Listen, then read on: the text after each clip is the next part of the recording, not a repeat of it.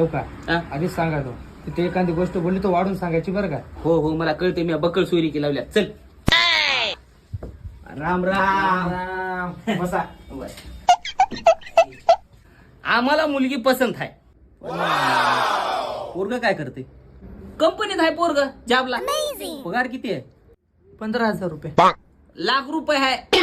PF कटून 15,000 रुपये हातात पडती. आणि जमीन वगैरे 2 एकर. नाही 2 एकर पडीत आहे. 10 एकर भिजवणीची आणि 10 एकर कोरडवाहू आहे.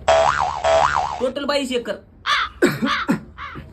अगं पाणी घे का, सोयऱ्याला खोकला आलाय.